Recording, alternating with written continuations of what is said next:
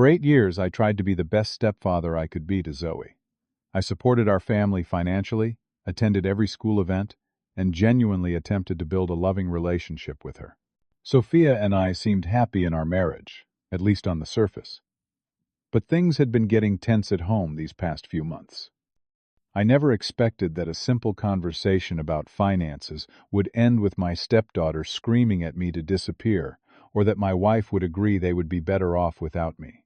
Before I tell you how I went from dedicated family man to vanishing overnight, let me know where you are watching from today.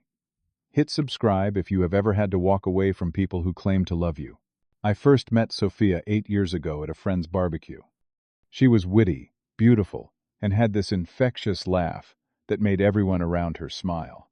At the time, Zoe was just 8 years old, a shy little girl with her mother's eyes and an adorable gap-toothed smile. I had always wanted a family, and even though becoming a stepfather was not exactly what I had imagined, I fell in love with both of them. Our romance moved quickly. Sophia and I dated for just over a year before I proposed. Looking back, perhaps we should have taken more time to ensure Zoe was fully comfortable with the change. But Sophia assured me that her daughter was excited about having me join their family. The wedding was small but beautiful, and I remember Zoe hugging me afterward saying she was happy her mom had found someone nice. The first couple of years had their challenges, as any blended family would. I tried everything to bond with Zoe. I helped with homework, taught her to ride a bike, and even learned to braid her hair by watching tutorials online when Sophia was working late. By the time Zoe turned 11, I thought we had developed a solid relationship. She would sometimes slip and call me Dad quickly, correcting herself with a shy smile. My job as a construction project manager allowed us to live comfortably. I paid off the remaining debt on Sophia's small house, and later we upgraded to a larger home in a better school district. When Sophia mentioned that the local public school was not challenging Zoe enough, I agreed to stretch our budget to send her to an expensive private school. This meant postponing some of my own dreams, like starting my own construction company, but family came first in my mind. The problems began gradually when Zoe entered her teenage years. I expected some rebellion and attitude that is normal for teenagers. What I did not expect was the growing hostility specifically directed at me. Simple requests like asking her to clean her room or do her assigned chores would trigger eye rolls and muttered comments just loud enough for me to hear. One particular incident stands out in my memory. I had spent the entire weekend installing new shelving in Zoe's room, at her request. When I finished, she glanced at it and simply said, "I wanted white, not beige. Can you redo it?" No thank you, no acknowledgement of the hours spent. When I gently pointed this out, Sophia jumped in. "Finn, she is just being particular about her space. You should be happy. She feels comfortable expressing her preferences." That became a pattern. Sophia rarely backed me up when it came to parenting decisions. If I established a reasonable curfew, Sophia would extend it as soon as Zoe complained. If I suggested Zoe should contribute to household chores, Sophia would end up doing them herself, explaining that her daughter was under so much pressure with school. The financial strain began to show as well. Despite our budget discussions, Sophia continuously overspent, especially on Zoe. Designer clothes, the latest electronics, expensive summer camps, nothing was too much for her daughter. Meanwhile, I was working overtime to keep up with the mortgage payments and private school tuition. One evening, I overheard Zoe talking to her friends in her room.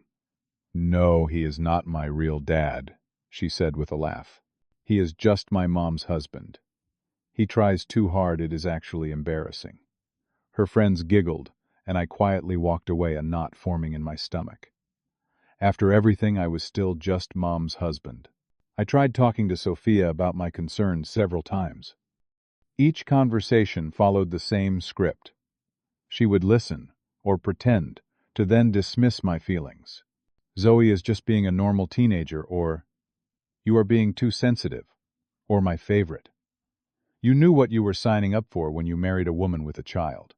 The discussions always ended with me apologizing for bringing it up, somehow feeling guilty for expressing my legitimate concerns. Gradually, I realized my role in the family had been reduced to financial provider. Sophia and Zoe made plans without consulting me. They had inside jokes I was never part of. Family decisions were made by Sophia often, after private conversations with Zoe, and simply announced to me as fait accompli. Still, I persisted. I kept trying to connect with Zoe, kept working hard to provide for the family, kept believing that eventually my efforts would be recognized and appreciated. I convinced myself that this was just a phase that would pass. The final straw came unexpectedly. We had been saving for necessary house repairs. The roof needed work before winter, and I had been setting aside money each month in a dedicated account. One day I checked the balance to call the contractor only to discover that nearly all of it, $5,000, had been withdrawn. When I asked Sophia about it that evening, she casually mentioned using it for Zoe's Sweet 16 party, which was still 4 months away. "It is a milestone birthday, Finn," she explained, not even looking up from her phone. "She only turned 16 once. The roof can wait a little longer." I said nothing but felt something break inside me. The roof could not wait. We had already patched it twice, and winter in our state is unforgiving. But more than the practical concerns, it was the complete disregard for our shared financial goals and responsibilities that hurt. That money represented hours of overtime and sacrificed weekends, and it had been spent without even a conversation. Looking back, I should have recognized then that the relationship had fundamental problems. Instead, I buried my feelings and continued trying to be the perfect husband and stepfather, hoping that somehow things would improve. The day everything changed started like many others. I was reviewing our monthly expenses, a task Sophia always avoided, when I discovered a credit card statement showing $5,000 in new charges. Most were for Zoe's upcoming birthday party, including a professional event planner, custom-designed invitations, and a deposit for a local banquet hall. This was in addition to the money already taken from our house repair fund. I waited until Zoe was at swim practice to approach Sophia calmly. "We need to talk about the credit card charges," I began, keeping my tone even. "I know Zoe's birthday is important, but we cannot afford this level of spending right now. The roof is already leaking in 2 places." Sophia barely looked up from her magazine. "You worry too much about money, Finn. It is just a few $1,000s, and Zoe deserves a special celebration." "It is not just a few thousand," I replied, trying to maintain my composure. "With what you already took from the roof fund, we are talking about $10,000 for a teenager's birthday party. That is more than what most people spend on their weddings." Before Sophia could respond, the front door slammed, and Zoe walked in, apparently having returned early from practice. She immediately sensed the tension and gave me a suspicious look. "What are you guys talking about?" she asked, dropping her gym bag on the kitchen floor right where I had just cleaned. "Nothing important," Sophia quickly interjected, but I had reached my limit of being dismissed. "Actually, we were discussing the budget for your birthday party," I explained. "I think we need to scale back a bit." Zoe's face immediately hardened. "You always want to ruin everything." "It is my 16th birthday. I do not want to ruin anything," I said. "I just want to be reasonable. We still need to fix the roof, and there are other expenses coming up." "Like what?" Zoe challenged.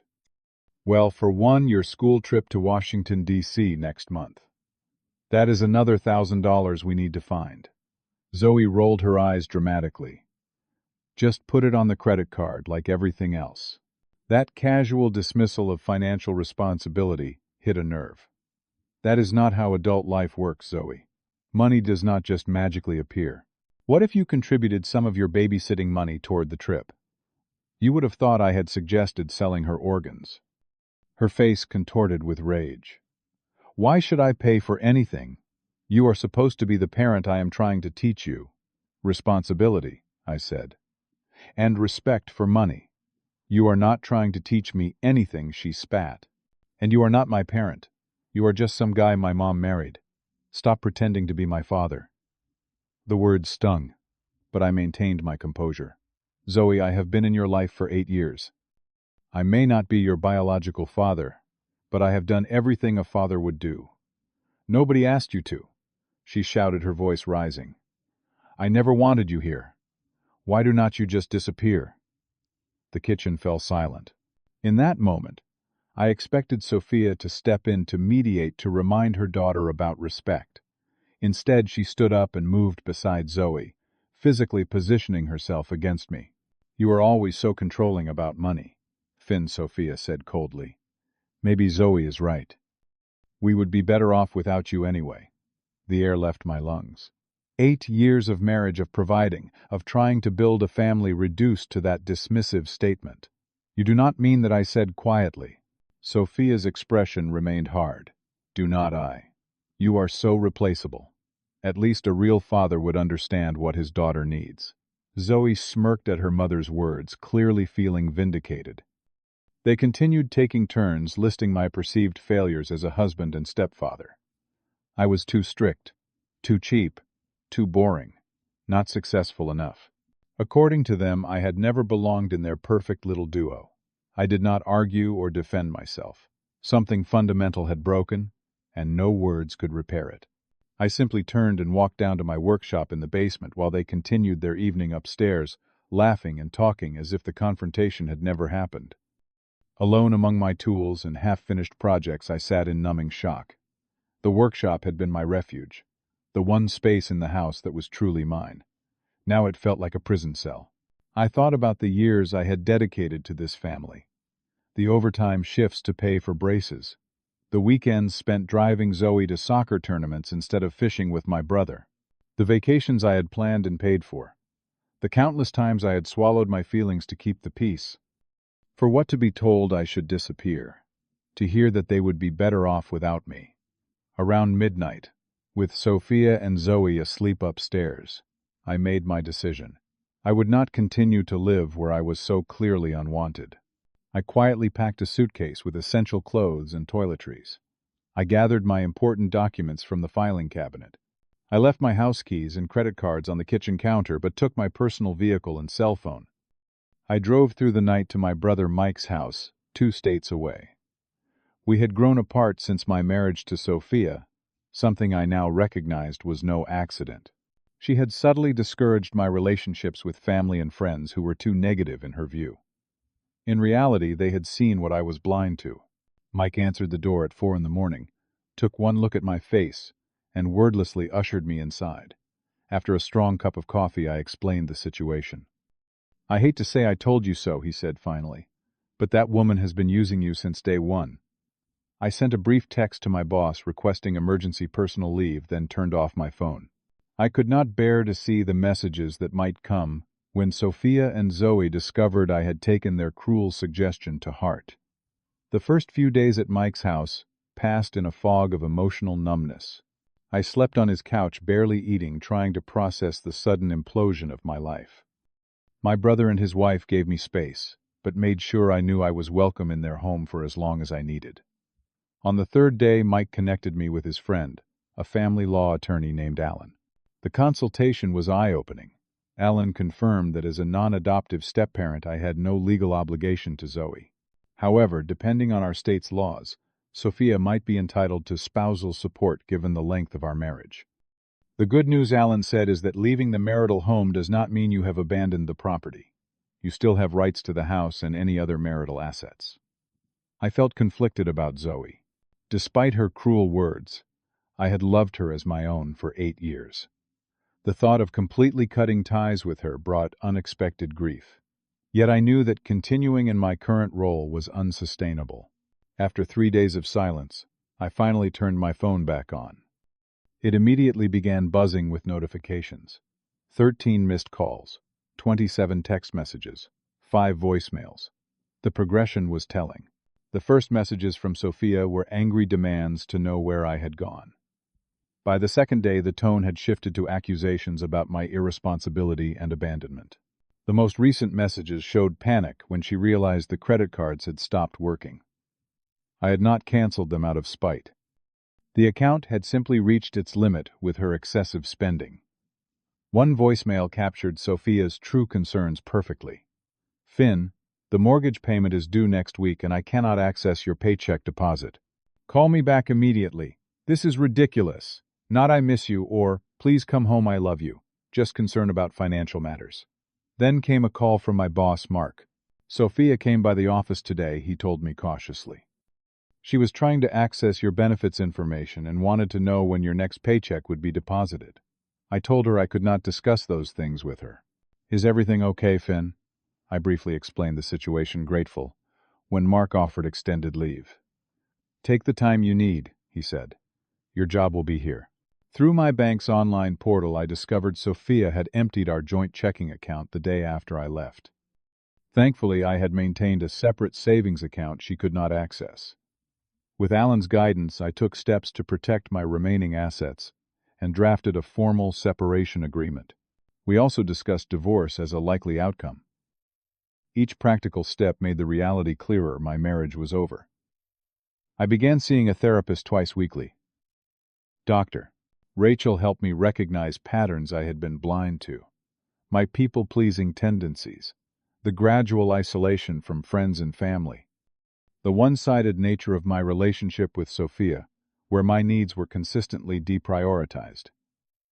You have been experiencing emotional abuse, Dr. Rachel told me gently during our third session, both from your wife and unfortunately from your stepdaughter who was following her mother's example.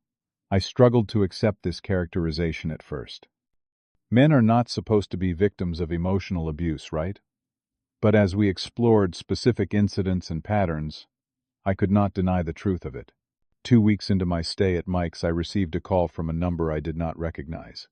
Against my better judgment, I answered, "Finn, it is Sophia. Please do not hang up." Her voice had none of the coldness from our last interaction. Instead, she sounded desperate. "The mortgage payment is due tomorrow, and I do not have enough to cover it. Please, we need to talk about this." I remained calm, explaining that I would transfer money for the mortgage, but that we needed to establish clear financial boundaries going forward. "When are you coming home?" she asked, as if it were a foregone conclusion.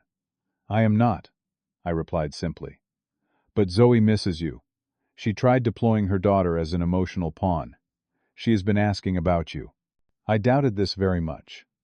"Sophia, you both made it very clear how you feel about me.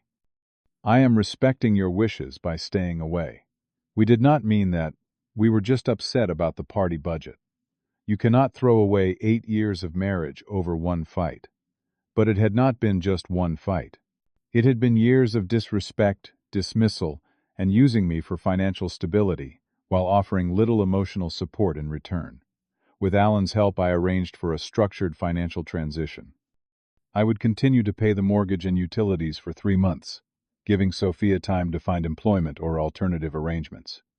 I would not, however, return to a home where I was fundamentally unwanted. Through a mutual friend, James, I learned more about what Sophia was saying behind my back. Apparently, I had abandoned them without warning, proving I was too sensitive to handle normal family disagreements. She never mentioned telling me to disappear or that they would be better off without me. James also reluctantly informed me that Sophia was already on dating apps barely 2 weeks after I had left. Her profile mentioned being a single mom looking for someone financially stable to complete our family. The pattern was clear. I had been a role, not a person. A provider, not a partner. With each passing day, my resolve strengthened. I found an affordable apartment near Mike's house and began transferring my essential belongings. I filed the separation agreement through Alan, officially beginning the divorce process. I set firm boundaries for communication with Sophia, limiting our interactions to practical matters regarding the separation. For the first time in years, I began to rediscover who I was, apart from my role as provider. I reconnected with old friends. I spent weekends fishing with Mike. I took a cooking class I had always been interested in, but had never prioritized. Slowly, the fog of grief began to lift. 3 months after walking out, I had established a new life. My apartment was modest but comfortable. I had transferred to a branch office of my construction firm in my new city. The divorce proceedings were moving forward with clear financial boundaries established. Then came an unexpected text from Zoe. "I am sorry for what I said. Can we talk?" I stared at the message for a long time, unsure how to respond. Part of me wanted to ignore it to protect myself from further pain, but another part still cared deeply about the girl I had helped raise. After consulting with Dr. Rachel, I agreed to a phone call. Zoe sounded different, more subdued than the angry teenager who had told me to disappear. Mom said you left because you did not want to pay for my party, she began. That is not why I left, Zoe, I replied calmly. I left because both you and your mother made it clear you did not want me in your lives. I did not really mean it, she said quietly. I was just mad. Words matter, Zoe. And it was not just that one moment. It was years of being treated like an ATM rather than a family member. There was a long silence before she spoke again. Mom always said stuff about you when you were not around. She said you were controlling with money, and that we deserved better. I guess I started believing it. This confirmation of Sophia's undermining hurt, but it also validated my experience. Zoe went on to describe how things had changed since I left. The credit cards were maxed out. The house needed repairs they could not afford. Sophia was working retail but struggling to make ends meet. She has had like 3 boyfriends already, Zoe added with teenage disgust. None of them last more than a couple of weeks. I felt no satisfaction in their struggles. Despite everything, I did not wish hardship on them. But I also recognized that continuing to financially support them would only enable more of the same dysfunctional patterns. A week later, I agreed to meet Zoe for lunch when she was visiting a cousin who lived near me. Seeing her in person was harder than I expected. Despite everything, I still cared about her future and well-being. I miss how things used to be, she admitted over pizza. Before I became such a brat. You were following your mother's lead, I said gently. And I allowed both of you to treat me poorly for too long. That was not healthy for any of us. We talked about her school, her friends, her plans for college. I made no promises about ongoing financial support, but I did offer to help research scholarship opportunities. It was a tentative first step toward a new, more honest relationship separate from my failed marriage to her mother. Back at my apartment that evening, I reflected on how much had changed. The pain of rejection had evolved into something unexpected: gratitude. By telling me to disappear, Sophia and Zoe had inadvertently set me free. Free to enforce boundaries. Free to expect respect. Free to build a life centered on mutual care rather than one-sided giving. At work, I had accepted a promotion that would have been impossible before, given the family restrictions Sophia had always placed on my career. I was even considering reviving my dream of starting my own construction company now that I was in control of my finances. I had also developed a friendship with Maya, a project coordinator at work.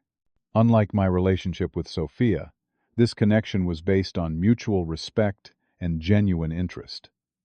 Maya appreciated my reliability and kindness, without expecting constant sacrifice. Whether it developed into something more remained to be seen, but for the first time in years, I was open to the possibility. The most profound lesson from this painful experience was about self-respect. I had believed that being a good man meant enduring disrespect and ingratitude. I had confused self-sacrifice with love. Now I understood that healthy relationships require reciprocity and mutual care. Walking away had not been an act of abandonment, but of self-preservation. Sometimes, disappearing from a toxic situation is actually becoming visible to yourself. 6 months after that fateful argument, Zoe called to tell me she finally understood why I had left. Sophia's patterns had continued with her new boyfriend, who was already showing signs of the same frustration I had experienced. Zoe was seeing the situation with new eyes, recognizing her mother's manipulative tendencies for what they were. You were always fair with me, she admitted. I just could not see it then. While the relationship with my ex-wife was irreparably broken, I had found a way to maintain a connection with Zoe based on honesty and appropriate boundaries. It was not the family I had tried to build, but it was authentic in a way my marriage never had been. Have you ever had to walk away to save yourself? Share your experience in the comments below. Your story might help someone else find the courage to prioritize their well-being. If this journey resonated with you, please hit that like button and subscribe for more stories about finding strength through difficult times. Do not forget to share with someone who might need to hear that sometimes the most loving thing you can do for yourself is to disappear from situations where you are not valued. Thank you for listening. And remember, you deserve to be in relationships that bring out your best self, not diminish who you are.